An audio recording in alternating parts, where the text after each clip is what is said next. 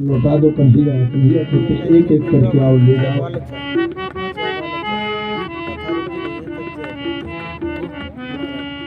देखिए,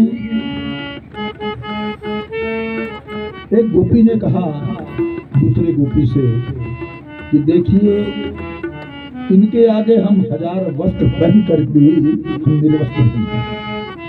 उसका भाव देखिए, उस गोपी ने कहा 1000 वस्त्र पहन करके भी कन्हैया के आगे हम निर्वस्त्र ही हैं।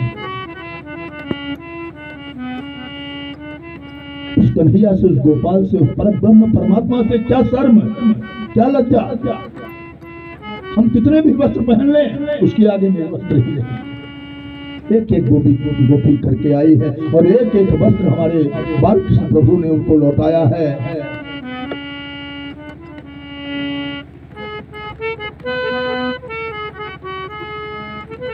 कहते हैं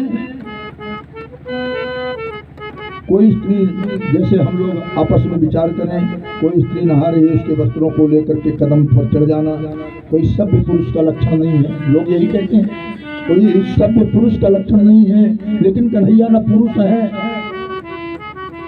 न मनुष्य है, न उनकी उम्र ही इतनी है। 5.5 वर्ष के बालक में काम आ सकता है क्या? 5.5 वर्ष के बालक में काम भावना आ सकती है क्या?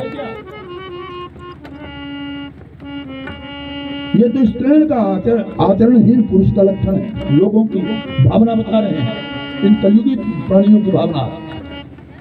धर्म के संस्थापक कृष्ण ही जब ऐसे हैं, फिर समाज पर इसका क्या असर पड़ेगा?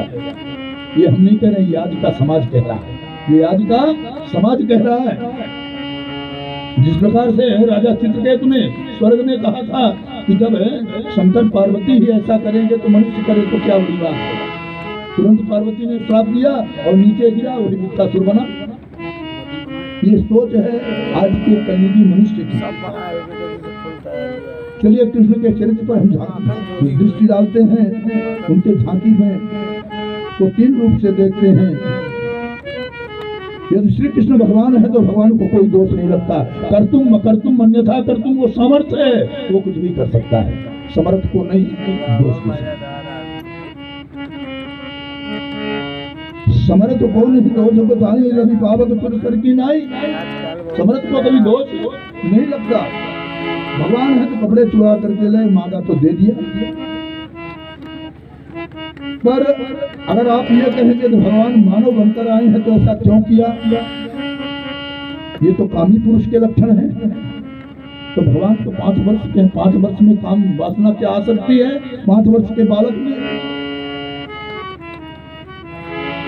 यदि श्री कृष्ण को हम मनुष्य ही समझें तो भी उनमें कोई दोष नहीं, इसलिए को 5 वर्ष के।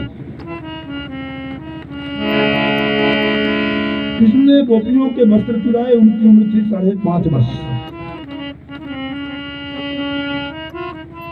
वस्त्र चुरा कर ले गए, मांगा तो दे दिया।